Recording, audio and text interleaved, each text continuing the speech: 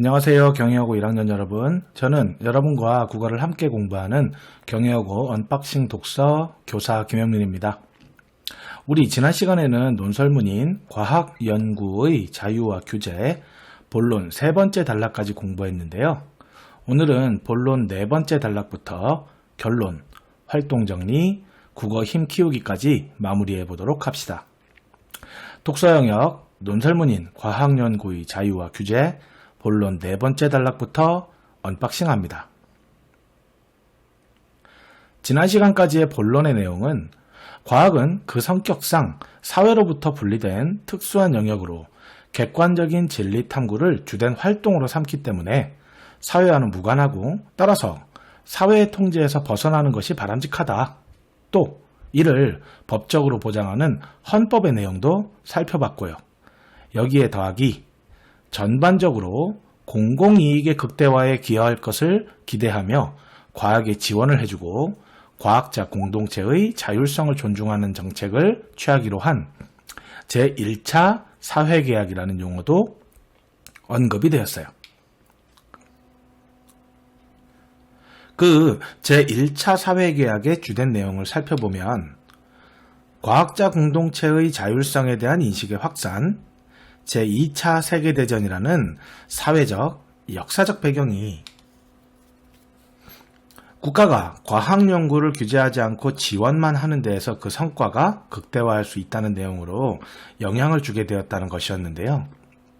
오늘부터 볼 내용은 이와는 반대로 과학연구의 규제를 주장하는 입장에 대해서 함께 읽어봅시다. 본론 네 번째 단락입니다. 그렇다면 과학연구의 자유는 무제한으로 보장되어야 하는 것인가? 혹여 과학연구로 말미암아 전에 없던 위험이 발생한다고 해도 과학의 진보를 위해서는 그 연구를 허용해야 하는가? 이러한 질문들에 현재 많은 법학자들은 연구의 자유는 민주사회에서 충분히 보장받아야 하는 중요한 기본권의 하나이기는 하지만 그렇다고 연구의 자유가 무제한으로 보장될 수는 없는 일이라고 대답하고 있다. 연구의 자유라는 가치는 다른 모든 가치들을 희생하면서까지 보장되어야 하는 절대적 가치는 아니라는 것이다. 자, 이 내용이 바로 과학 연구의 자유가 무제한으로 보장되어야 하는 것은 아니라는 입장이죠. 계속 봅시다. 즉, 연구의 자유도 생명, 신체, 자기결정권, 인간의 존엄에 위배되지 않는 한도 내에서 보장되어야 한다는 점에서 내재적 한계를 지니고 있다는 것이다. 과학 연구에 대한 규제가 필요하다는 입장의 주장이군요. 자, 이 단락은 이렇게 정리가 되겠네요. 과학 연구의 자유에 제한이 필요함을 인정하는 입장. 자, 이 입장을 다시 한번 정리해 볼까요? 연구의 자유라는 가치는 다른 가치들이 희생해야 할 만큼의 절대적 가치는 아니다. 또 생명, 신체 등에 위배되지 않는 한도 내에서만 보장되어야 한다는 것이죠. 이러한 까닭에 과학 연구의 자유는 무제한을 보장할 수 없다라는 주장입니다. 우리 교과서 아래에는 다음 단락에 제시되는 과학 연구에 대한 규제의 필요성이 대두되는 사건들, 이를테면 원자폭탄의 위험성, 일본 히로시마의 모습, 핵실험 현장 등의 사진이 보이고 있네요. 자, 이제 본론 다섯 번째 단락으로 갑시다. 교과서 47페이지입니다.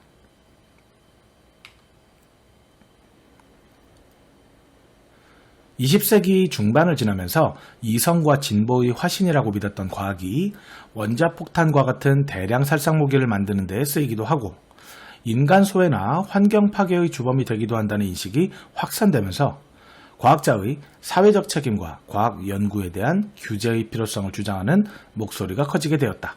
자, 이 부분은 과학자의 사회적 책임의 등장, 그리고 과학 연구의 자유에 대한 사회적 입장이 변화하고 있음을 보여주고 있죠.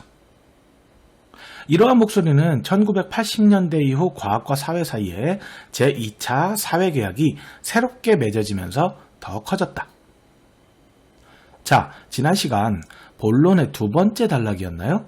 제1차 사회계약이라는 용어가 나왔었는데 제2차 사회계약이라는 용어가 새롭게 등장했네요. 꼭 체크해두고 일단 이 단락은 이렇게 정리합시다. 과학기술의 부작용으로 커진 과학연구 규제의 필요성에 대한 주장. 6번째 단락으로 갑시다. 제2차 사회계약이란 바로 산학협동이라고 하는 과학의 산업화와 상품화가 가속화되는 경향을 의미한다. 이 내용이 바로 제2차 사회계약의 의미네요. 자, 계속 봅시다. 이 새로운 사회계약 하에서 대부분의 과학연구활동은 산업적 이윤 증대와 국가의 경제적 경쟁력 제고에 기여하는 한에서만 지원을 받게 된다. 그 결과 한편으로는 연구 비밀주의가 커지고 다른 한편으로는 과학 연구 활동이 수많은 인력과 자금이 투입되는 거대한 연구과제 방식으로 바뀌었다.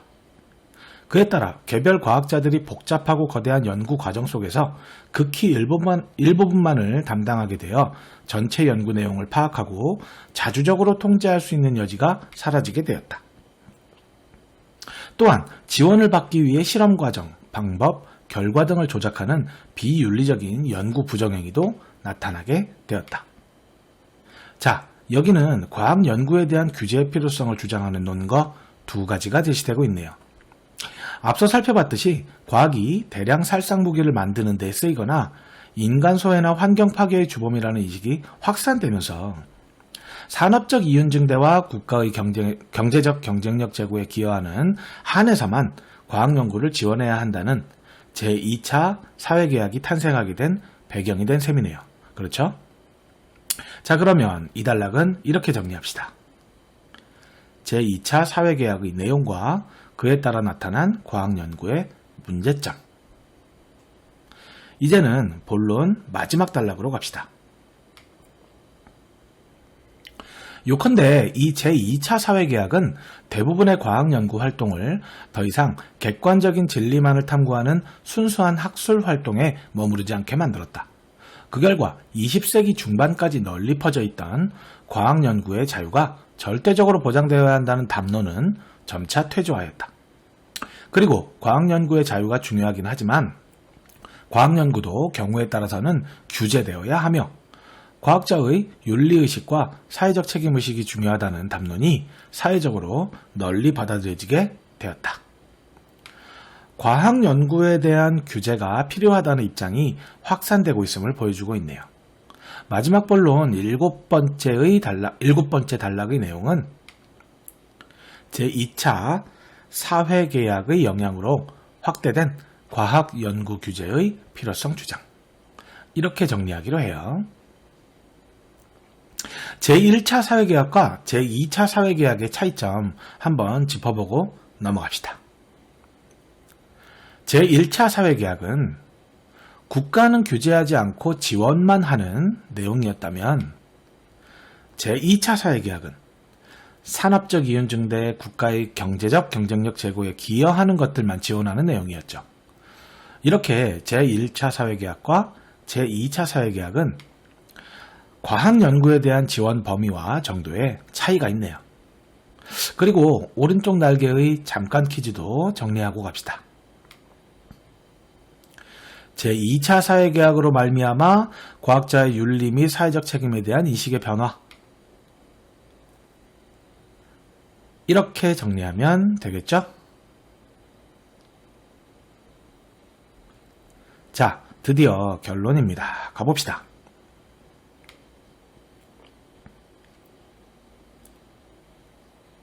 지금까지 본 바와 같이 과학 연구 방식의 변화와 더불어 연구의 자유는 절대적인 것이 아니므로 경우에 따라서는 과학 연구에도 일정한 수준의 사회적 규제를 가해야 한다는 생각이 설득력을 얻게 되었다.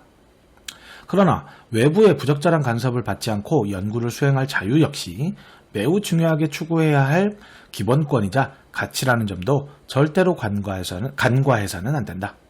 따라서 과학 연구의 절대적인 자유냐 규제냐 하는 이분법에서 벗어나 사회적 공동선을 위해 과학 연구의 자유와 그에 대한 규제를 어떻게 적절하게 조화시킬 것인가 여기에 대한 우리의 지혜를 모아야 한다. 과학 연구에 대한 자유와 규제를 조화롭게 시행할 수 있는 방안 모색이 필요함을 역설하고 있네요. 자, 결론의 요약. 과학 연구의 자유와 규제의 적절한 조화의 필요성. 여러분은 어떻게 생각하나요?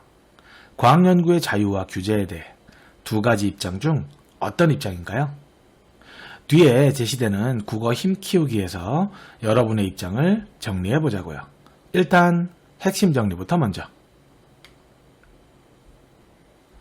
핵심 정리입니다. 갈래는 논설문이고요. 성격은 예증적이고 과학적이다. 자, 예증, 이 용어가 낯설게 느껴질 것 같네요. 예증은 어떤 사실에 대하여 실제의 사례를 들어 증명하는 것을 말한답니다.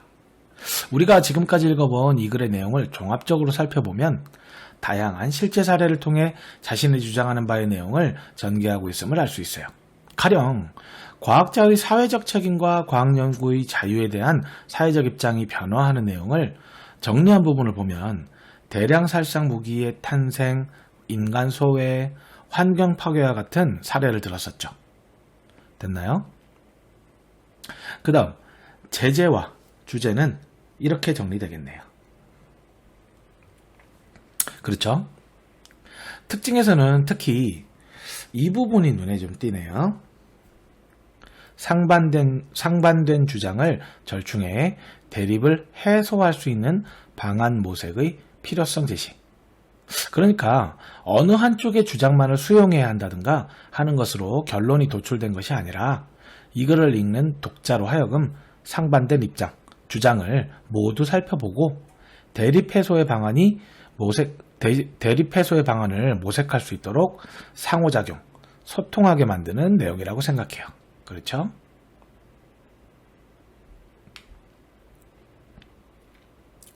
내용 구성의 측면에서 서로는 인간 배아 복제 연구에 관한 찬반 입장과 그 논란의 이면에 존재하는 과학 연구의 자유에 관한 쟁점을 언급했고, 본론에서는 과학 연구의 자유를 보장할 것인가, 규제할 것인가와 관련한 입장이 대립되고 있음을 소개해 주었습니다. 마지막 결론에서는 과학 연구의 자유 보장과 규제를 어떻게 적절히 조화시킬 것인가 하는 방안의 모색. 됐죠? 이제 활동 정리로 가봅시다. 이 내용은 별도 첨부 파일로 제공하고 있으니까 확인해 주시고요. 먼저 배아 복제 연구에 관한 찬반 입장과 쟁점을 보면 인간 배아 복제 연구는 난치병 치료와 과학기술 경쟁력을 높이는 데 기여한다는 것. 그 반대의 입장을 보면 인간 배아 복제 연구는 생명체를 죽이는 비도덕적 행위를 수반하며 무엇을 초래한다? 네, 그렇죠. 인간 복제. 그래서 이 두 논쟁의 이면에 자리한 쟁점은요. 네, 과학자의 연구의 자유를 어디까지 허용해야 하는가 하는 것이었어요. 그 다음 제1차 사회계약의 내용을 보면 과학자 공동체의 자율성에 대한 인식이 확산하면서 국가가 과학이 공공이익의 극대화에 기여할 것을 기대하고 과학연구를 규제하지 않고 공동체의 자율성을 존중하는 정책을 취하기로 한 것이 바로 제1차 사회계약의 내용이었죠. 마지막 활동 정리 3번으로 갑시다. 이번에는 제2차 사회계약의 내용과 문제점을 정리했네요. 제2차 사회계약의 의미는 산학협동이라고 하는 과학의 산업화와 상품화가 가속화되는 경향을 말한다고 했었죠. 또 산업적 이윤 증대와 국가의 경제적 경쟁력 제고에 기여하는 한도 내에서 지원하게 되었고요. 이러다 보니 연구 비밀주의가 커지고 거대한 연구과제 방식으로 바뀌게 되었다. 이러한 일련의 현상, 제2차 사회계약의 문제점으로는 개별 과학자들이 전체 연구 내용을 파악하고 자주적으로 뭐를 할 수 있는 여지가 사라졌다?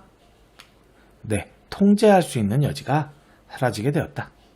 또 지원을 받기 위해 비윤리적 연구 부정행위도 나타나게 되더라. 자, 이렇게 하면 우리가 읽은 내용을 효과적으로 정리할 수 있게 된 것이라고 봐도 되겠어요. 자, 48페이지에 국어 힘 키우기로 넘어갑니다. 1번, 다음 활동을 통해 이 글의 내용을 이해해보자. 1번에 1번, 인간 배아 복제에 관한 연구를 둘러싼 논쟁의 이면에 자리하고 있는 쟁점. 이거였죠.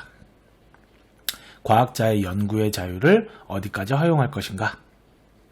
자, 1번에 2번은요. 제1차 사회계약과 제2차 사회계약의 내용 정리. 제1차 사회계약은 쉽게 정리하면 과학 연구의 규제보다는 지원, 자율성을 존중하는 것이었고요.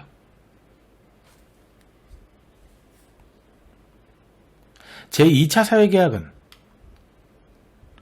산업적 이윤 증대와 국가의 경제적 경쟁력 제고에 기여하는 것에만 지원한다.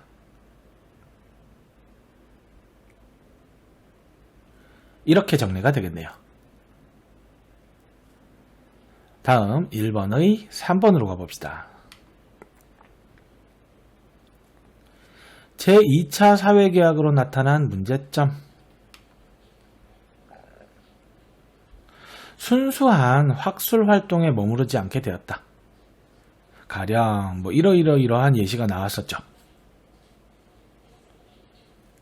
됐나요? 자, 2번부터는 여러분이 각자 자신의 생각을 근거로 글을 써보는 문제들이 제시되었는데요. 일단 함께 보고 저는 예시 답안을 여러분에게 보여줄게요. 말 그대로 참고만 합시다. 2번에 1번, 나에 제시된 사회, 문화적 맥락을 고려하여 과학연구의 자유와 규제에 대한 자신의 생각을 근거를 들어 써보자고 했습니다. 자, 우선 가글은 과학연구의 자유 쪽인가요? 규제 쪽인가요? 네, 후자로 봐야겠네요. 여기 보면 자, 그렇게 보이나요? 네, 나글을 한번 봅시다. 이 부분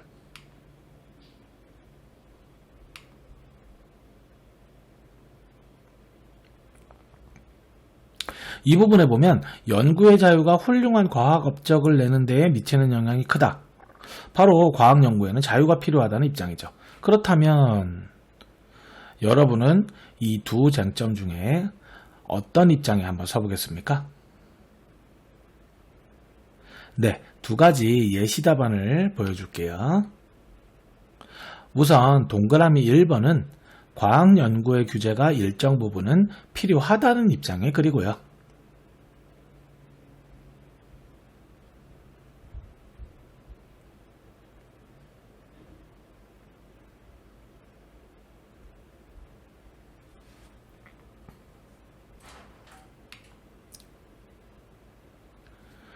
동그라미 2번은 규제를 위한 불필요한 제도와 규정은 없애야 한다. 그런 입장의 글이네요.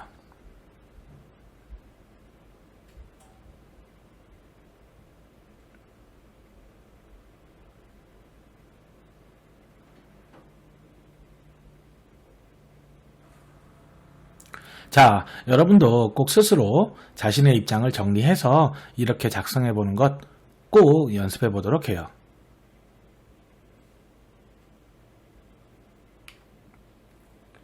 2번에서는 필자와 자신의 생각을 비교해보는 문제네요. 우선 필자의 생각을 정리해 봅시다.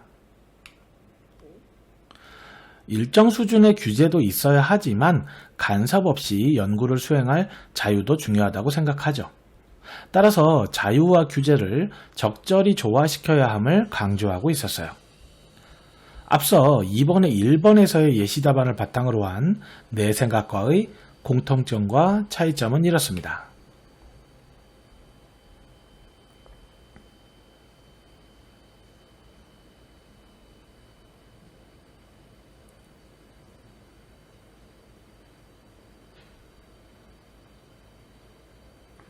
참고하도록 합시다. 자, 우리가 이 논설문을 읽기 전에 읽기는 우선 필자와 독자 사이의 소통을 통한 상호작용이 먼저, 그리고 나서 여기서 그치는 게 아니라 글을 읽은 뒤에는 주변의 다른 사람들과도 소통하며 상호작용이 이루어진다고 했었죠. 바로 3번 문항이 그 활동을 해보자는 취지의 문제라고 생각해요. 우리 등교한 뒤에 함께 토론도 해보고 각자의 의견도 청취하면서 소통해 보도록 합시다. 앞서의 내용과 마찬가지로 여러분에게 예시 답안은 이렇게 제시해 보도록 할게요. 우선 3번의 1번.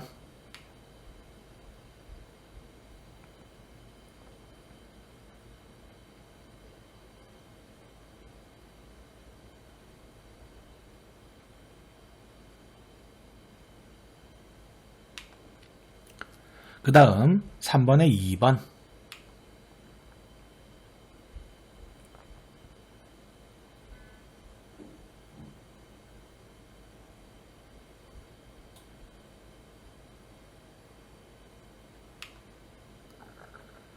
자, 마지막 4번은 읽기의 사회적 상호작용에 관해 정리하자고 하는군요. 자, 이 부분이 포인트겠죠. 자신의 상황, 사회문화적 맥락을 고려한 뒤 자신의 생각을 형성하고 이를 다시 다른 사람들과 공유했다는 것. 이것이 바로 소통이고 상호작용을 하기 위한 노력이라고 생각할 수 있겠네요. 그렇죠?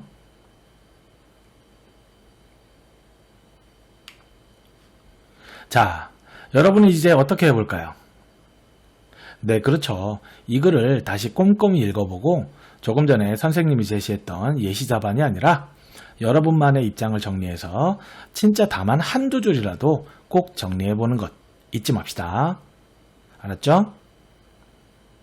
51페이지부터 56페이지까지의 국어 힘 펼치기, 그리고 57페이지의 국어 힘 다지기는 각 학급 담당 선생님과 함께 등교한 다음에 교실에서 정리하는 것으로 합시다. 이렇게 우리 교과서 대단원 1단원이 모두 마무리되었네요. 그래도 부족한 부분은 없었는지 한번 확인해보는 시간을 다음 시간에 가져보도록 해요.